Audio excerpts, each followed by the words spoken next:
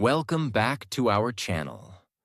But don't just scroll away, because what you're about to hear is not just a business story. This is a life story. A story of a boy who grew up in pain, who watched his father suffer, who lived in broken apartments and walked through life feeling invisible. And yet, he went on to build one of the most loved brands on earth. Not just a coffee shop, but a brand that changed how the world starts its day. And no, he wasn't born rich. No, he didn't have connections. No, he didn't even found the company he would one day transform. He was laughed at, rejected, and told, "No one will ever pay $3 for a cup of coffee." He heard no not once, not 10 times, but 217 times. And still, he did it. His name is Howard Schultz. And this is the story of how he turned a painful childhood into a billion-dollar brand, how he transformed coffee into culture, and how rejection became the fuel that made him unstoppable. And yes, while you listen, you're also improving your English, because we use clear, emotional, beginner-friendly storytelling that helps you learn new words, real-life lessons, and become fluent through stories. So grab your coffee or your dreams, because this isn't just a story you'll remember. This is a story that might change your life. Part 1.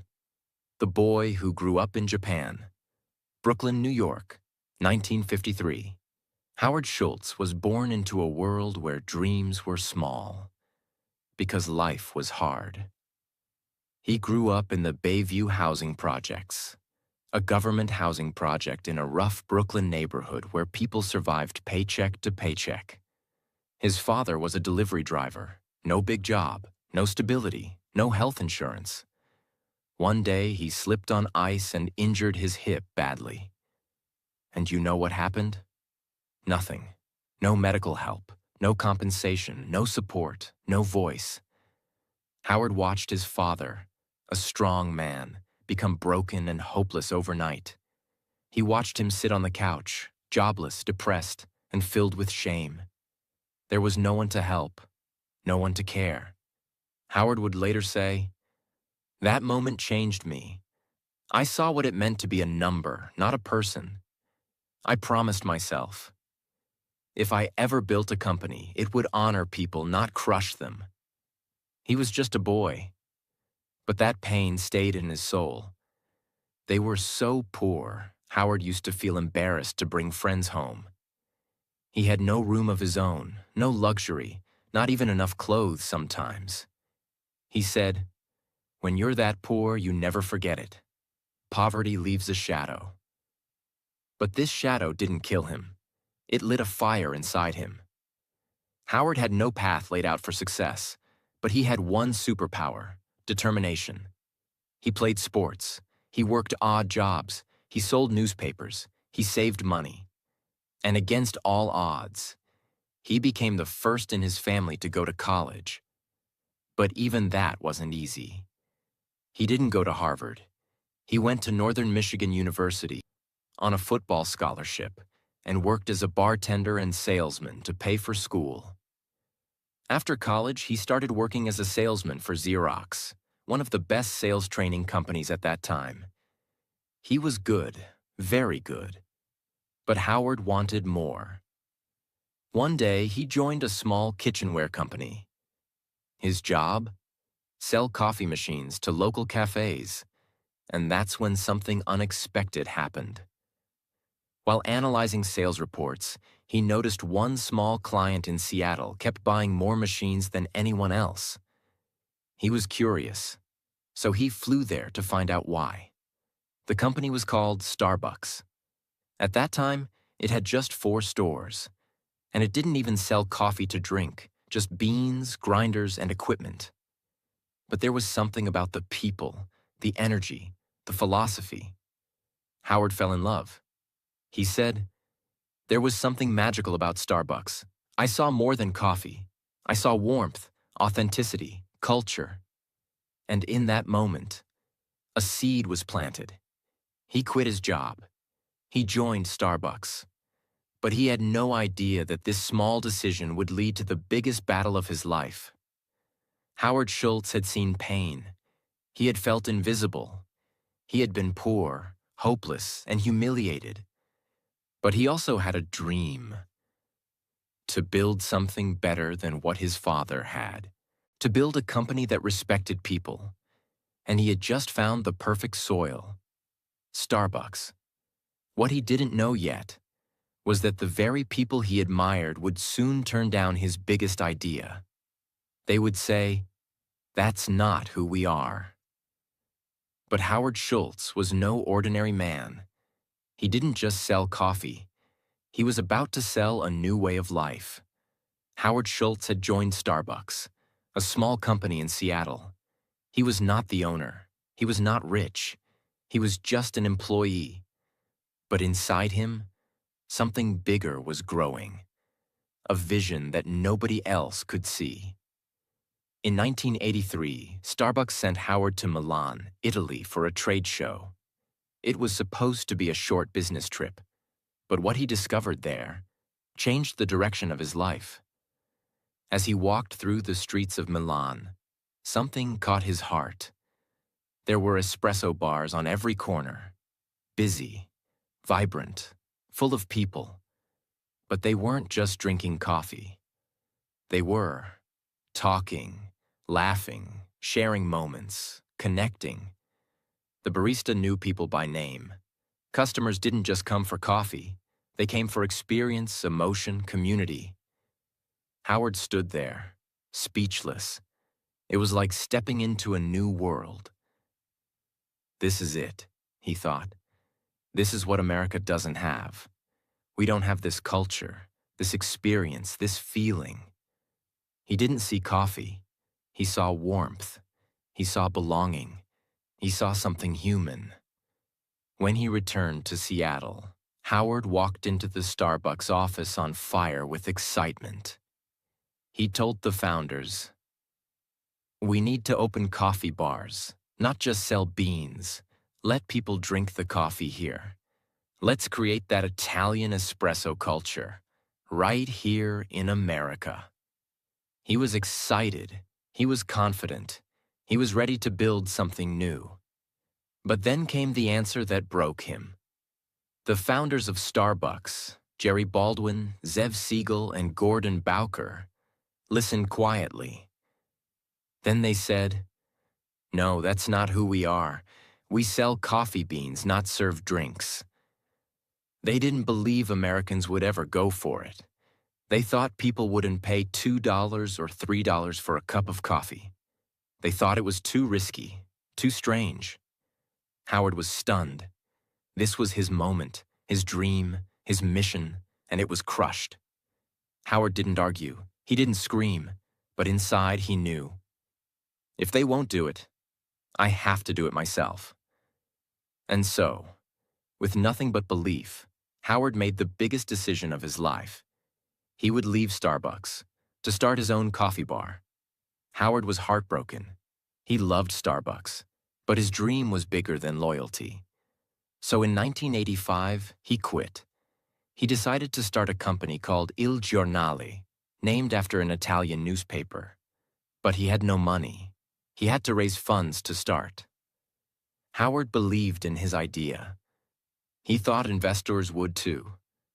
But what happened? Rejection. After rejection. After rejection. He would walk into meetings full of passion and walk out with closed doors. Americans won't pay $3 for coffee. You're not Italian. This won't work here. You're dreaming too big.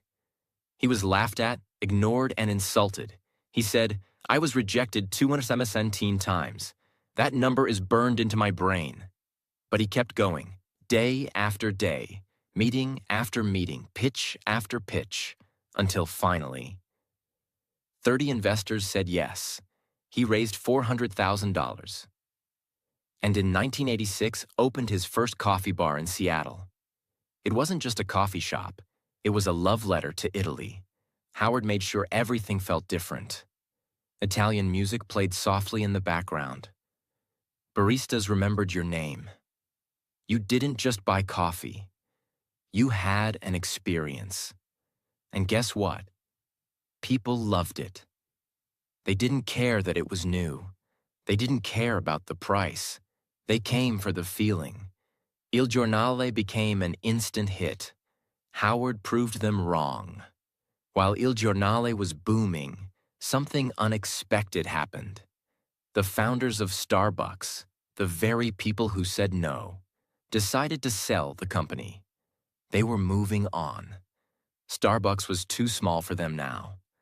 Howard saw a chance, a big one, a dangerous one. A dream that had once been denied to him was now up for sale. But there was a problem. In 1987, Howard found out the price. To buy Starbucks, he needed $3.8 million. That's about $10 million today. And Howard didn't have that kind of money. He was still small, still building. But this wasn't just a business move for him. This was personal. This was his dream. So once again, he went back into battle. He talked to every investor he could find. He begged, he pitched, he cried. He told them, "This is not just a coffee company. This is my life's purpose." Finally, after weeks of effort, he raised the money. And in August 1987, at age 34, Howard Schultz bought Starbucks for $3.8 million, and he didn't just buy the company. He bought back his vision. Part 2. The coffee that became a culture. It was 1987. Howard had just bought Starbucks, but what did he actually buy?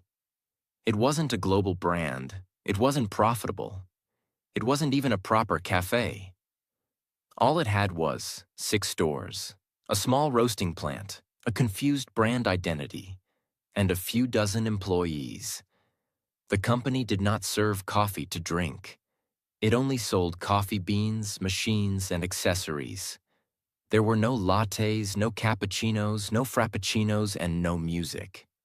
Nothing you recognize today existed yet. Howard had a mountain to climb. Howard didn't just want to own Starbucks, he wanted to reinvent it. His mission was clear. Starbucks will not just sell coffee, it will sell an experience, a feeling, a third place between work and home. So he got to work. Howard had 3 key principles. 1. Create a human connection. Customers should feel seen, valued, and respected. 2. Design stores with emotion. Each store would be warm, inviting, with soft lighting, music, and a unique smell. 3. Make every cup feel personal. The baristas would remember names, smile, and make you feel like family. He didn't want to sell fast coffee. He wanted to build ritual, emotion, and community, just like he saw in Italy. Howard focused on tiny things that other businesses ignored. The smell inside the store. Never let food overpower the smell of coffee. The music. Every Starbucks had curated playlists to match the mood. The seating. Cozy, not cramped. The counters, designed so baristas and customers could talk comfortably.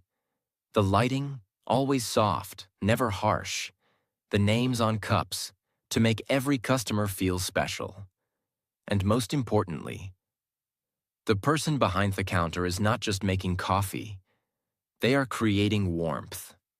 Howard believed the employees were the heart of the brand. He didn't call them staff or workers. He called them partners. Even part-time baristas were given healthcare benefits, stock options, training not just for skill, but for soul. This was revolutionary in America, especially for a coffee shop. Howard said, "If we treat our people well, they will treat our customers well, and everything will take care of itself." He made sure baristas looked customers in the eye, smiled, asked how your day was, remembered regulars. In Starbucks, you were not a number. You were a name, a person, a story. In 1987, after Howard took over, Starbucks had just 6 stores. No national presence, a huge vision but very little profit. Over the next 5 years, he grew Starbucks to 165 stores across cities like Chicago, Vancouver, and New York. But this growth wasn't random. Every location was carefully picked. Every store was designed to create community, not just sell coffee. Howard refused to franchise the stores. Why? Because he wanted to protect the experience. He said, "I want to control the quality, the emotion, the feeling. That can't be outsourced." Before Starbucks, most Americans had never heard of espresso, latte, cappuccino, macchiato, frappuccino. Howard made these words part of everyday life. He trained his staff and customers to learn them, patiently and respectfully. And slowly, the culture changed. People didn't just say coffee, they said, "Can I get a tall vanilla latte with soy milk?" Starbucks didn't just sell drinks. It educated, uplifted, and reshaped how people thought about their daily routine. Howard knew the power of branding. He didn't want just a good cup of coffee. He wanted customers to feel proud holding a Starbucks cup. So they invested heavily in clean, minimalist logo design, high-quality cup materials, consistent green and white branding, a sense of premium experience. Very soon, holding a Starbucks cup became a statement. I'm successful. I have taste. I take care of myself. This is my time. Howard realized something deep. People aren't just buying coffee. They're buying a moment of peace, a sense of belonging, a way to feel seen. And that's exactly what he gave them. For a few dollars, 3, 4, 5, people didn't just get a drink. They got a cozy seat, calm music, friendly conversation, a small break from the chaos of life. And that was priceless. By the early 1990s, Starbucks had expanded to several major U.S. cities. It was earning millions in revenue. Customer loyalty was extremely high.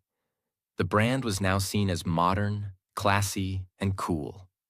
People went to Starbucks to read, to write, to have meetings, to fall in love, to take a break, to feel human. By the early 1990s, Starbucks was no longer just a Seattle brand. It had become a national sensation. The coffee shop was a cultural icon, a lifestyle statement, a business case study, and a morning ritual for millions. But Howard was not satisfied. He wasn't thinking about 100 stores. He was thinking 10,000. He wanted to take Starbucks to Europe, Asia, every airport, every corner of every city. And to do that, he needed serious capital. In 1992, Starbucks went public on the NASDAQ stock exchange. Ticker symbol, SBX. Stock price, $17 per share. Initial valuation, around $250 million. Howard Schultz, once rejected 217 times, now had built a company that Wall Street wanted to own. The IPO was a massive success.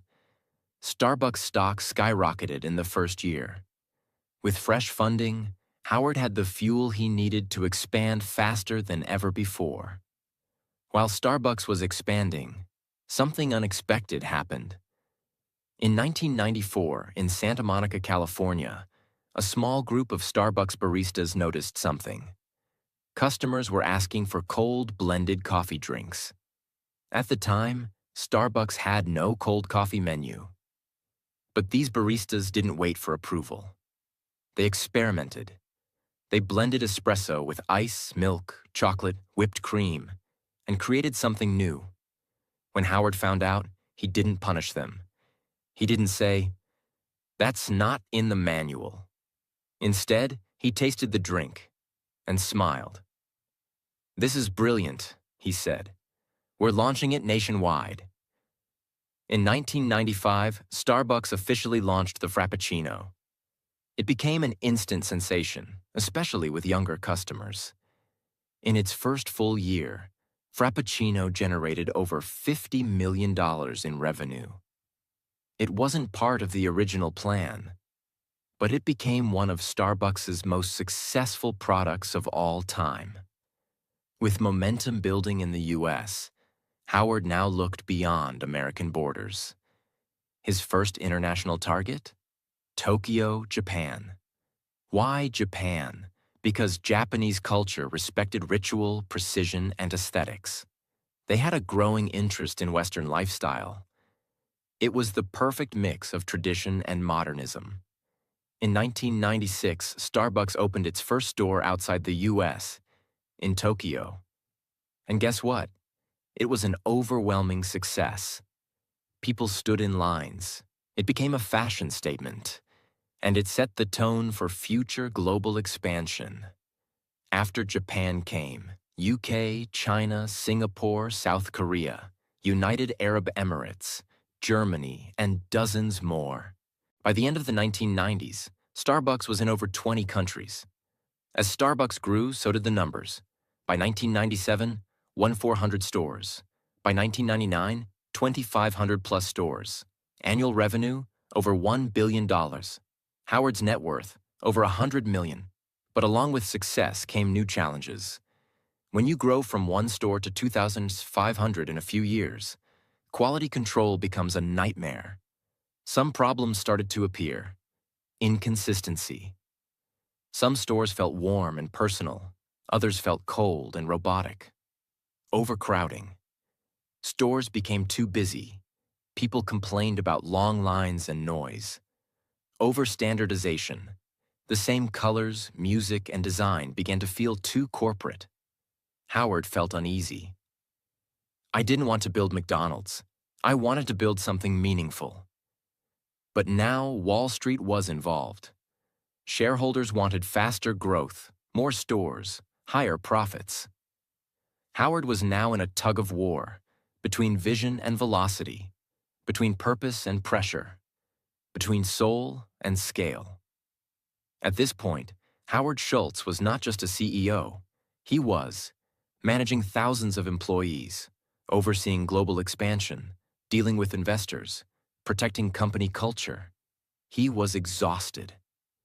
In 2000, after building Starbucks for nearly 20 years, Howard made a shocking announcement. He was stepping down as CEO.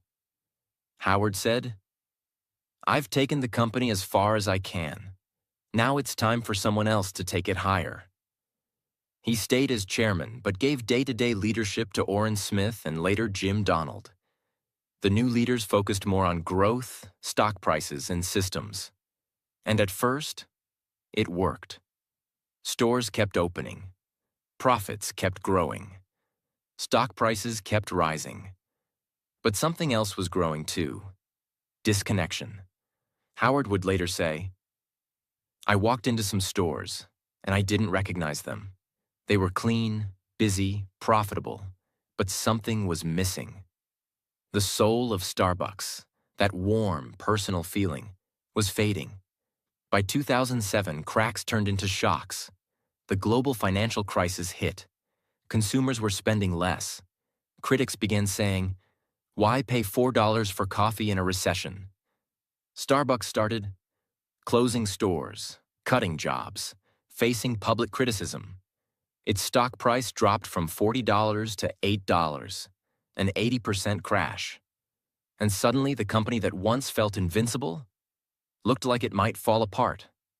Howard watched from the sidelines, helpless, frustrated, and heartbroken. But he wasn't done yet. Part 3. The Comeback of a Broken Dream. It's 2008. Starbucks is in trouble. The global economy is falling apart. The world is entering a financial crisis. People are losing their jobs. Families are cutting their spending. And suddenly, $4 coffee no longer feels like a small treat. It feels like a luxury they can't afford. Sales drop. Customer visits fall. Store traffic slows. Starbucks, once a symbol of modern culture, is now seen as overpriced, overrated, overexpanded. And the numbers are brutal. In 1 year, the stock falls from $40 to under $8. The company loses over $6 billion in value. Store closures begin. Hundreds of locations shut down. Thousands of employees are laid off. Morale collapses inside the company. The magic is gone. And behind the scenes, one man is watching. Heartbroken. Howard Schultz is no longer CEO. He stepped down in 2000. But he remained chairman, watching from a distance. He visits stores and feels a sharp pain in his chest. "This is not what I built," he whispers.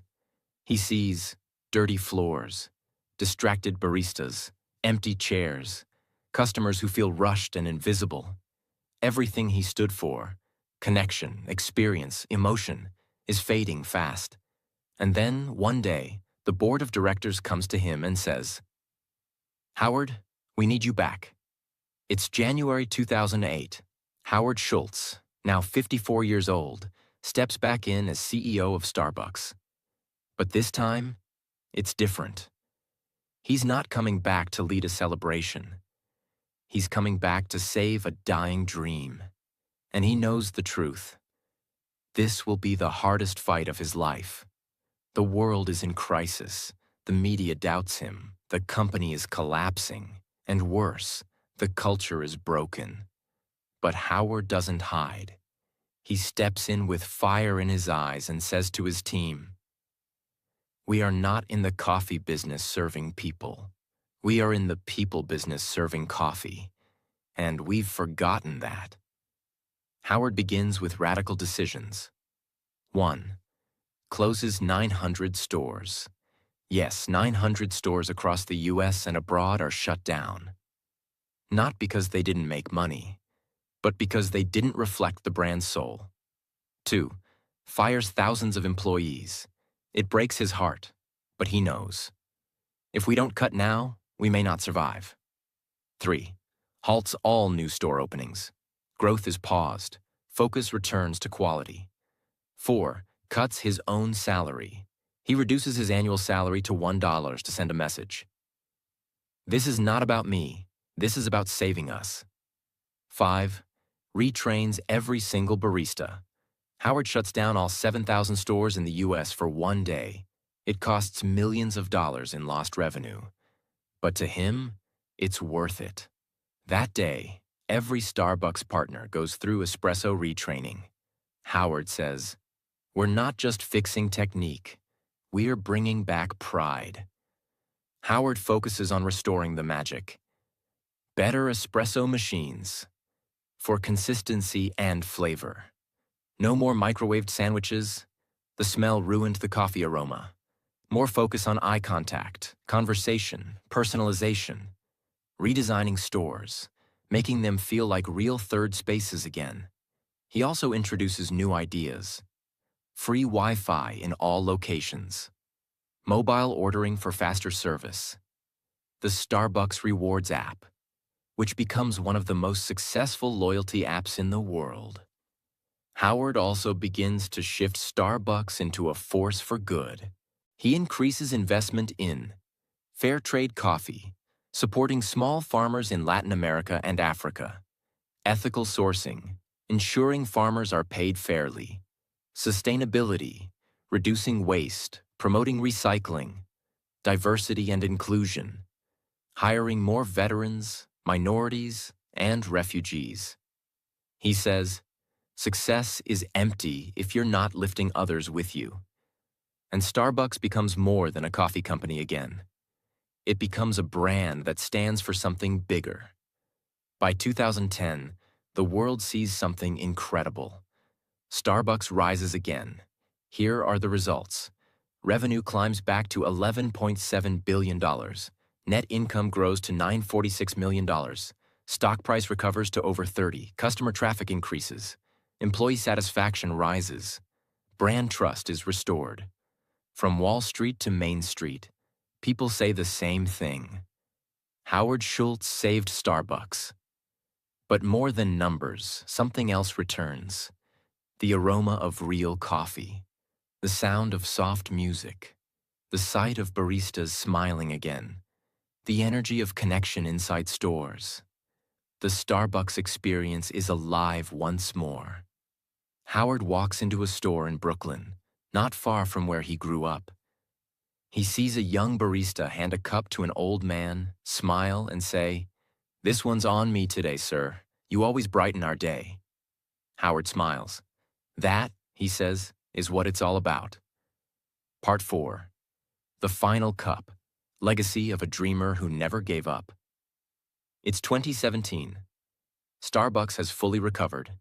The brand is stronger than ever. It has over 25,000 stores across the world, a market value of over $80 billion, over 300,000 employees, one of the most recognized logos on the planet, customers in more than 70 countries, a stock price that has grown by thousands of % since its IPO. The Starbucks app is one of the most used mobile payment platforms in the US, even beating Apple Pay in some markets. But more than numbers, Starbucks has become a global habit, a part of people's lives. From students to CEOs, from Tokyo to Toronto, from Mumbai to Miami. People walk in, speak their drink out loud, and feel heard, seen, and valued. By now, Howard Schultz is in his early 60s. He often walks into stores quietly, unannounced. Sometimes he watches a single mother working on her laptop, sipping a latte. Sometimes he sees a homeless man being handed a warm coffee by a smiling barista. And sometimes he hears the sound of laughter, music, and peace. And he thinks, "This is exactly what I dreamed of. Not a product, a place, a feeling." He didn't want to build the biggest coffee company. He wanted to build the most human. And he did. Let's pause for a moment and look at the scale of what Howard built. Metric then, 1987. Now, 2017. Stores 6, 25,000 plus revenue. 5 million year, over 22 billion year. Employees, a few dozen over 300,000 countries, 1 US. Over 70. Stock price, IPO. 17 share, over 60 share company value. 250 million over 80 billion. All this from a man who grew up in public housing, who saw his father suffer and promised he'd never let workers feel unseen again. In 2017, Howard Schultz once again stepped down as CEO, this time on his own terms. He said, "It's time for a new generation to lead, but I'm not leaving. I'm just passing the torch." He handed the leadership to Kevin Johnson, a former tech executive and longtime Starbucks board member. Howard remained chairman, still involved, still passionate, but no longer in daily operations. But Howard didn't retire to relax. Instead, he turned his energy toward social impact, human rights, veteran employment, helping underserved communities, fixing the American dream. He launched initiatives to hire over 10,000 military veterans, offer free college education to Starbucks employees through partnerships, provide employment to refugees and disadvantaged youth, advocate for racial and economic equity. Howard believed that companies have a responsibility bigger than profit. We are not in business to make money alone. We are in business to elevate humanity. Most people don't know this. But Howard's desire to care for employees, build a warm company, and serve people with dignity came from personal pain. His father, Fred Schultz, was a delivery truck driver. One day he slipped on ice and injured his hip. He was fired. No compensation, no support, no respect. Howard was only 7 years old at the time. He never forgot how his father sat at home, broken, both in body and in spirit. I saw what happens when workers are invisible. Starbucks became the answer to that pain. So he built a company where even a part-time barista got healthcare, stock options, education, and dignity. In 2019, Howard announced he was exploring a run for President of the United States. Why? Because he believed that leadership meant service, not power. He wanted to bring the same human-first philosophy he used at Starbucks into the political world. Although he eventually dropped the idea, the message was clear. I was a poor kid from the projects. I built something that touched the world. So why not use that experience to heal even bigger things? Today, Howard Schultz is retired from Starbucks, but the culture he built still lives in.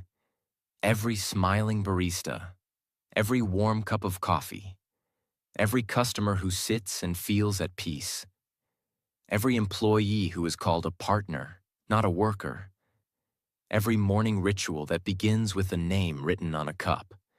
He turned coffee into connection. He turned a commodity into a community. And he showed the world that you can build a billion-dollar company without losing your soul. What you can learn from Howard Schultz. 1. Your past does not define your future. A poor boy from the projects can build a global brand. 2. Rejection is not the end. It's the beginning. Howard was rejected 217 times before someone believed in him. 3. Lead with your heart, not just your head. Profit is important, but people are everything. 4. Your business is your legacy. Every decision you make leaves a mark on someone's life. 5. Success means nothing if your people feel invisible. Howard built a company to heal the pain he saw in his father's eyes. Howard once said, "Dream more than others think practical. Care more than others think wise. Expect more than others think possible. And don't be afraid to be the only one who believes." He believed. And because he believed, today, over 100 million people walk into Starbucks stores every week. Not just for coffee, but for comfort, connection, and a small piece of hope. And it all started with a boy who had nothing except a dream and a reason to never give up. This is the end of the Starbucks story. But this should be the beginning of your story. Maybe you have no money. Maybe your family never believed in you. Maybe you feel invisible. But remember this: if Howard Schultz could do it, so can you. Don't wait for permission. Don't wait for comfort. Don't wait for the world to clap. Start now. Build. Believe. Begin. Because your dream matters. And one more thing. This story wasn't just about coffee. It was about life, leadership, love, and legacy. It was told in simple English so that anyone, anywhere in the world, can understand it and feel inspired. So if you learned something today, if you felt something today, then share it. Because maybe someone out there needs to hear this story more than you can imagine. Thank you for listening. Thank you for dreaming. And thank you for believing.